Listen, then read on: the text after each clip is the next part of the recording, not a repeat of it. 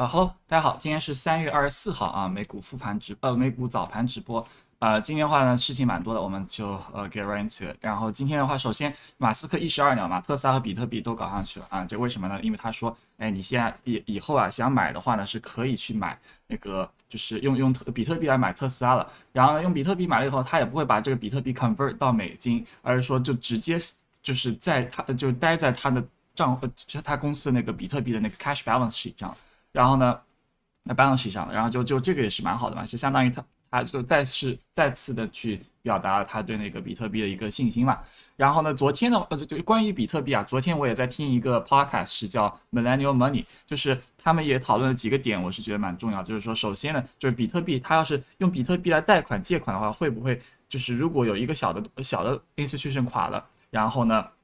会不会带来一个大的连锁反应？因为一个就是虽然它这个比特币它是decentralized 啊什么的，但是然后它没有太多 regulation，但是这种连锁反应啊，也就是 regulation 会去阻止的。所以如果没有一些 government 或者机构的介入的话呢，就是如果就是让他们就自己自由发展的话，会不会比特币有一个潜在的这个隐患？然后呢，这个也可以去看一下，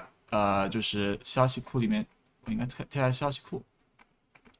忘记贴在哪了。那个总的来说，你可以去感兴趣的话，去可以看一下那个 Millennial Money。然后还有一个他谈到的就是说，就是比特币矿机和那个就是 trading platform，就比如说 Voyager 或者是接下来要上市的那个 Coinbase，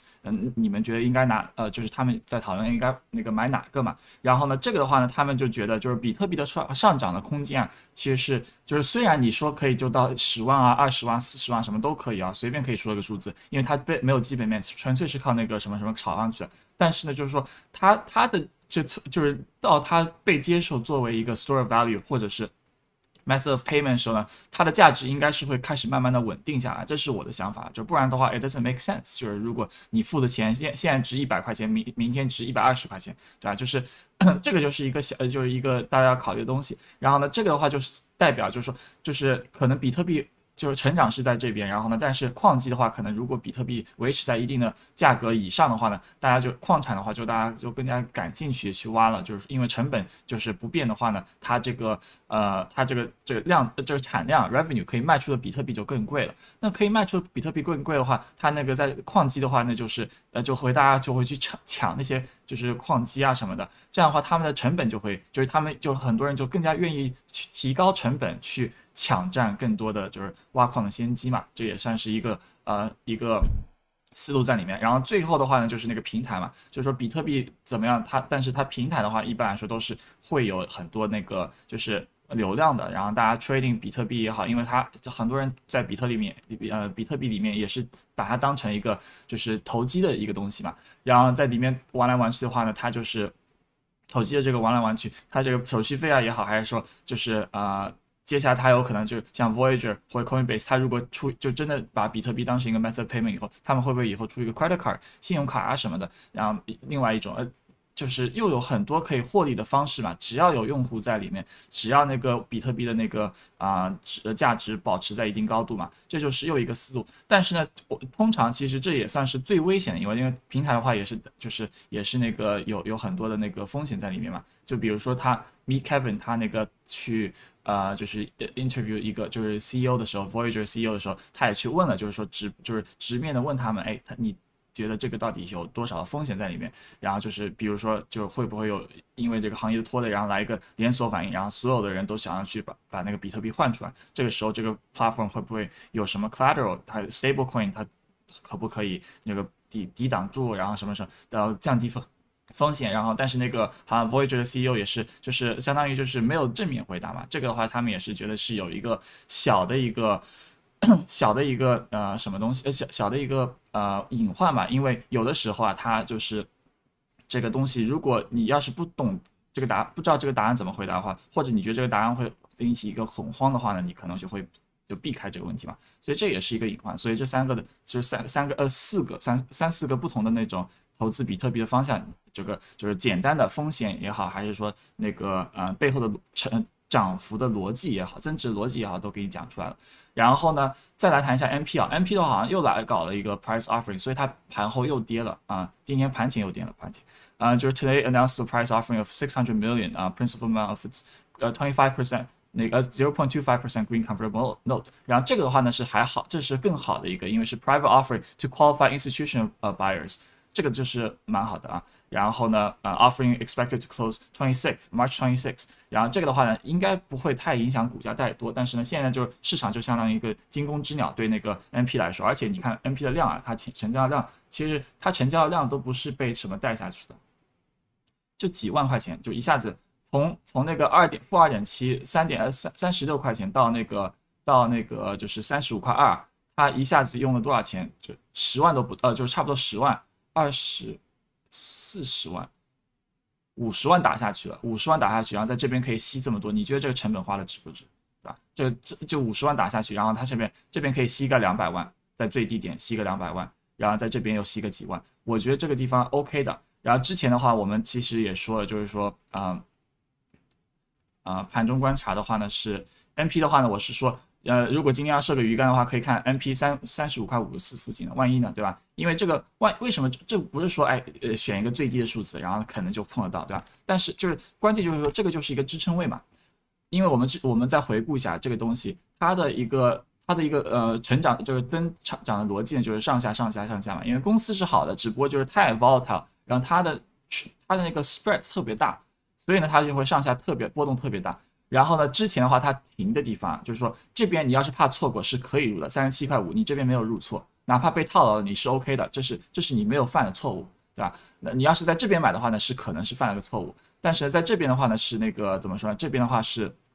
像这边它也是就是有的时候会跌破嘛。然后这边的话呢，它跌破以后，那如果要跌破，那我要找一个我那个数字是从哪来的嘛？就是从这边来的嘛，就是35块。35.5多一点，在这边嘛，然后呢，它再下来一点的话，就如果跟这个一起媲美的话，那就是35.229啊这种地方。然后呢，如果这个地方撑不住的话，就是要看能不能到那个31.76。所以这边如果你进了37.19，你要是就是这边进的觉得少的话，你可以在这边再补个仓，然后再要补仓的地方就可能是31.76这种地方了，然后或者是29.43。然后不然的话，你这边建个仓，我觉得是合理的。当然，你可能亏不亏钱，我真的不知道了。但是我只能说，这边建仓是合理的。我们不追求把那个就抓到最低的点，我们只追求我们每个建仓的点啊是合理的，是理性的。然后呢，它这边的话，如果你看 TDI 的话，它也是到了一个非常就是已经超卖了，它应该是会回来一下的。就之前就出过这个 Bollinger Band 的话，一般来说会回来一下吧。然后呢，再来看一下就是 MP 的话就说好了。然后Truly 对这个的话，就是我们这个盘中观察现在是开放给每个就是贝塔会员的。然后这个的话，应该是这周应该会结束吧，因为对吧？或者今天如果涨得很好的话，今天就结束。就是因为就是很多人在最近啊，他的就是大盘好像在涨上去，但是呢账户就在流血，所以呢我这个就是暂时先开放给大家，然后呢给大家看看，就是说就是一些读盘的思路你可以借鉴一下。然后如果你觉得有用的话呢，等那个结束以后，你可以在那个这个是50块钱一个月，然后呢，哇，真的是那个91博主他都愿意就花1400让你跑不赢个大盘，那我为什么就不能收一个50块钱，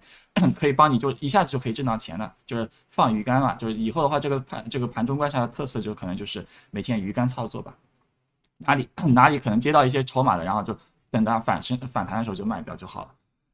还有就是盘中的一些读盘技巧嘛，然后呢，那个 Can 的话呢，今天也是就对那个比特币涨得好的话 ，Can 的话也是涨得特别好，因为 Can 的话它掉下来的时候我就在研究嘛，它的话就是真的是掉下来的时候速度会很快的，但上去的时候速度也会很快。为什么？因为它量很少，它 spread 还大，只要它在重要的地方没有守住，马上就会被打下，就是马上会打下来。然后同样，只要它在重要的地方没有人卖，它马上会被卖上去。然后你要看的一些压力位的话，这边正好是一个压力位。如果你在这边玩了一个反弹的话，你在这边是可以减仓的。或者就是如果就是说你在这边建了个仓，对吧？昨天又跌了很多的时候，20块钱左右的时候又加了个仓，你这仓位要是觉得有点重的话，你是可以在它反弹的时候，因为它均价已经帮你免费拉低很多，你可以反弹的时候出掉点仓位，减轻一点仓位嘛。就是时时刻刻要保证这个仓位没有过多，就没有就是它如果再继续 tank 的话，你也没有就是 expose yourself to too much risk， 对吧？然后 Can 的话呢，它现在下一个位置的话，就是可能看看能不能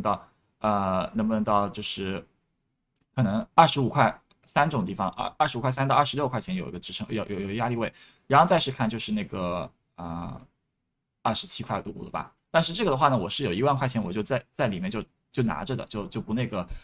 不动了。然后呢，能不能追的话呢，这就看你自己了。我的成本应该是在26块多，好像还是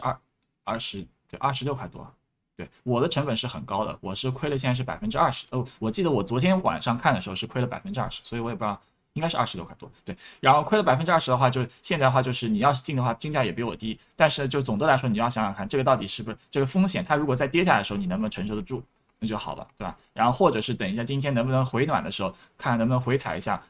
回踩一下22.67块、22.7块这种地方，你可以再看一下，就是对。今天的话可以看一下，如果有好的点的话，就可以进去了。比特币的话，我们再看一下技术面。比特币的话，现在也算是就突破这个瓶颈区的话，也算是蛮好的。它现在就看它能不能突破，就是其实也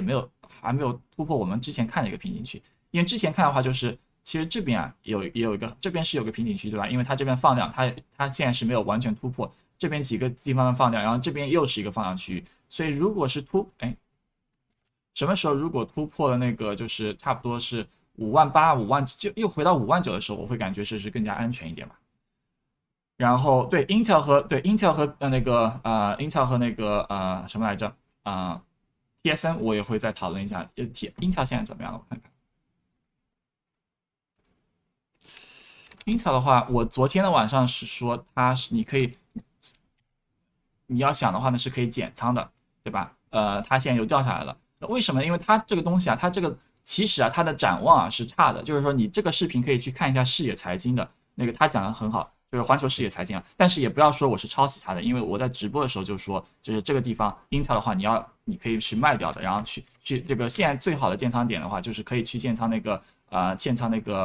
么来着？建仓TSM 是更好的。然后昨天的话，它差不多到这个附近的时候，我就觉得它这个成长空间，对吧？它这个成长空间啊，其实是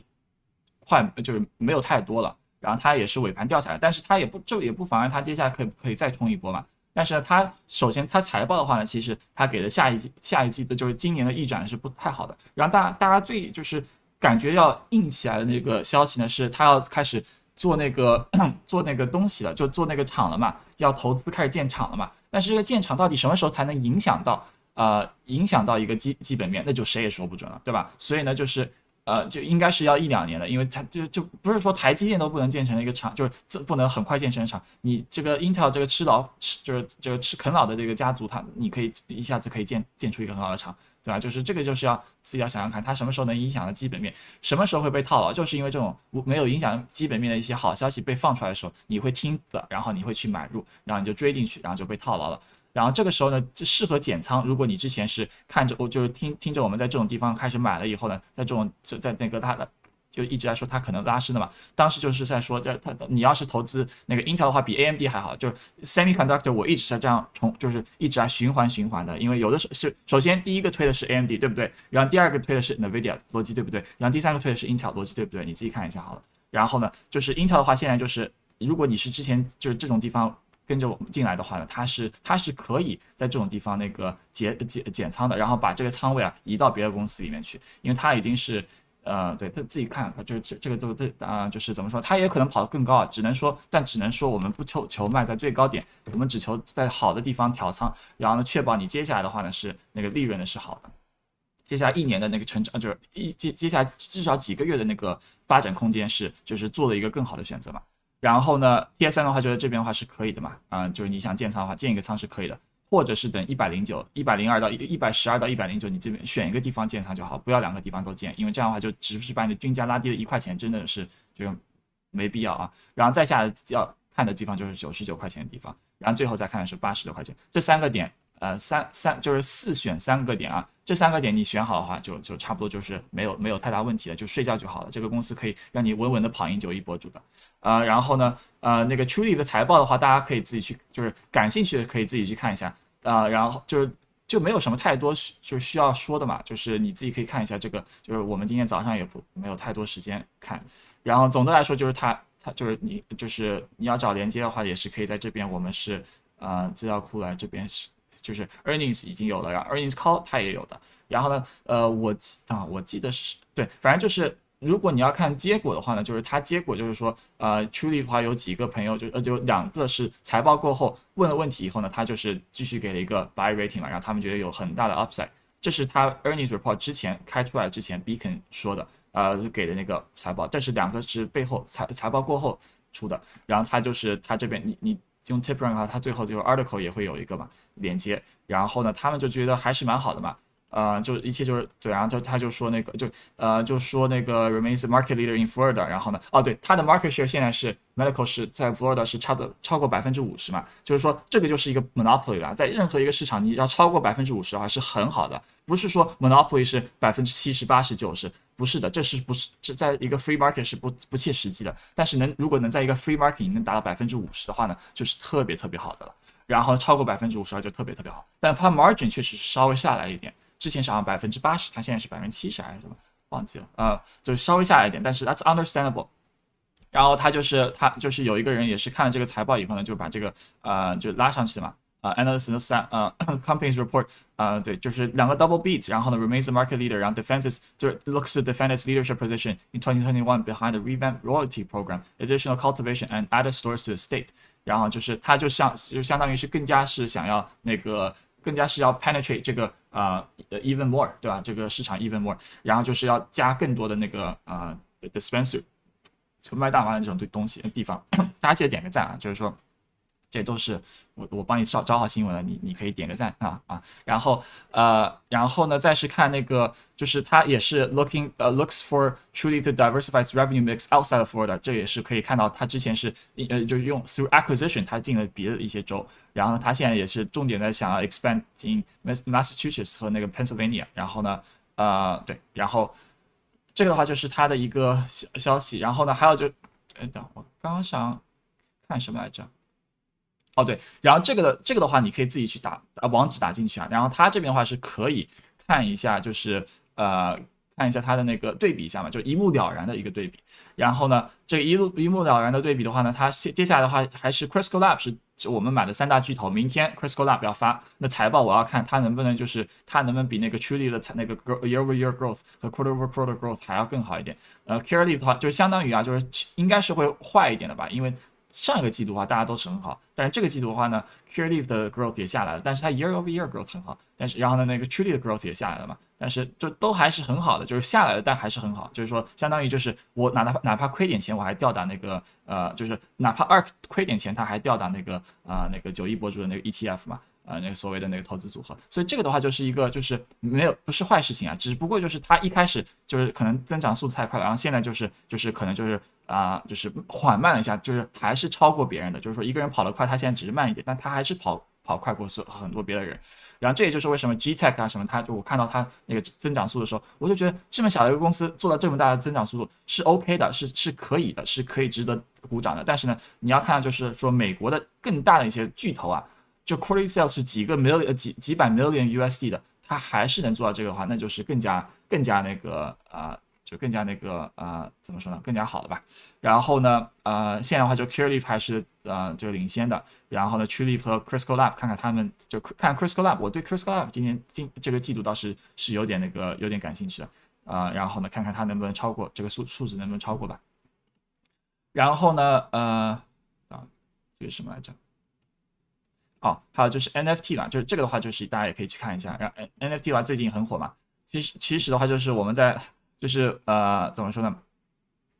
方克的话也是就是怎么说，之前是谈到过的。然后呢Dolphin 啊 HOFV 啊什么其实都是就是比很多博主开始谈的时候都已经是涨幅掉了嘛。其实最敏感的我觉得还是属那个 Money Manta 小姐姐，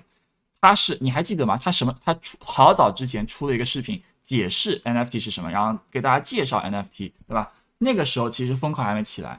然后呢起来了，就是但那个时候的话，大家也没有想到要去那个找那个 NFT 概念股嘛。然后呢，宽哥呢，他就是也算是歪打正着，但是他后来也就是觉得嘛，就是 HOFV 的话呢，他是3块钱的时候开始推，2块多的时候他开始推的这个公司，现在是7块23了。然后呢，他的话就重点表扬一下宽哥啊。然后呢，现在就是因为这个 NFT 的话，它就拉上去了。但是这个时候呢，消息出来的话，就我不知道会不会有个 sell the news， 因为它这个消息出来的话，就是之前的话呢，首先它拉上去的时候呢，是一波那个怎么说呢？是一波那个就是用一个 rumor 拉上去了。然后呢，后来的话，我就觉得在高处的时候你可以减仓一点。然后呢，如果你要真的相信，因为宽哥他给他的目标价是5块钱嘛，所以呢，我就觉得，哎，你如果要真的相信这个公司的话，你可以高位的时候这么拉高的时候减仓一点，但是然后它回到这个基本位的时候，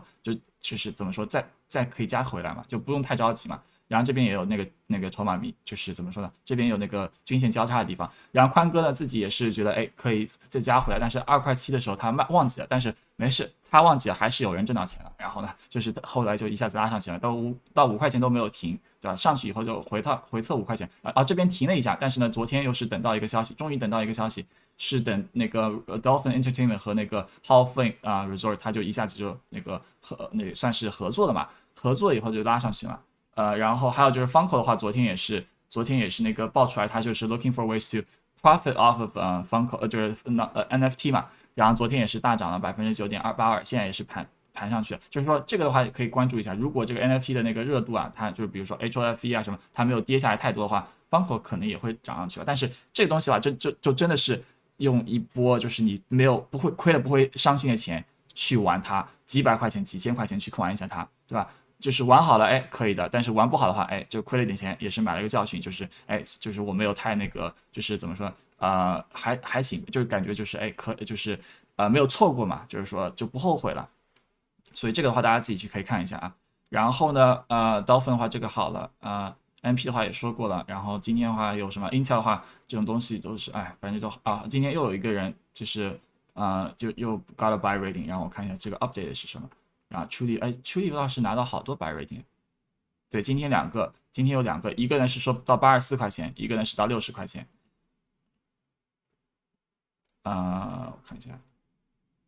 然后他就说 Florida 的 recreational market could be 7 to 8 times larger than what is this now， 就是说这个的话就是。因为大家也要记得，就是说，Florida 虽然的 Truly 在这边已经是如鱼得水，然后那个真的是招风得雨的话，对吧？呼风唤雨，什么招风得雨？呼风唤雨的话，它接下来如果要把这个 recreational market 拉上去的话，它的 customer loyalty 啊，什么都是会 through the charts 啊，这个都是大家需要关注的地方。然后这个 Needham 的话，这个就是对，反正就是大家都在吹捧嘛。然后呢，这个价格的话呢，但是价格的话呢就是怎么说，你建个观察仓，就是这个其实我们都是很早就说了，就是一路上去的，只不过现在我们在追踪的，因为追踪一个好，就现在你要再建个仓的话也算是可以的，因为它算是一个，就是我们之前说过差不多在这儿，就是你可以怕错过来是可以建仓的，46块钱啊什么的，然后它然后呢它拉上去，就是因为它就回到那个通道下方了嘛，然后如果这边建了个仓，下次要加仓的地方就可能是看看要不要到42或者是40多的地方了。然后呢，就是对，就这几个点你自己看好就好了。然后然后还有什么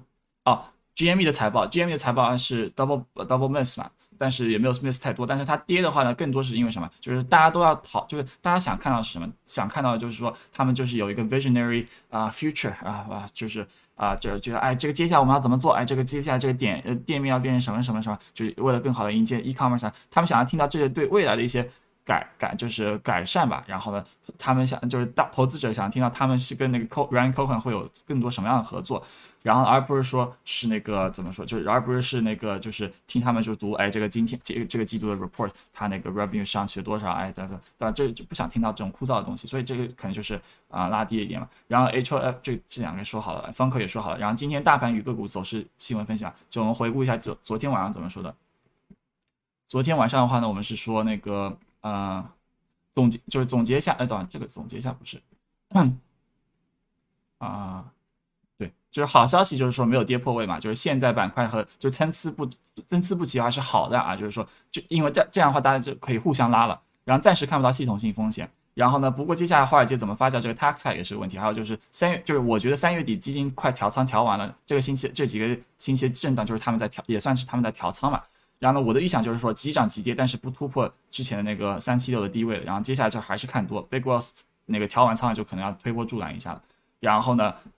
就是the bad news 就是我可能是错的嘛。然后今天，但是对昨天的话就是DIX 的话 ，DIX 和那个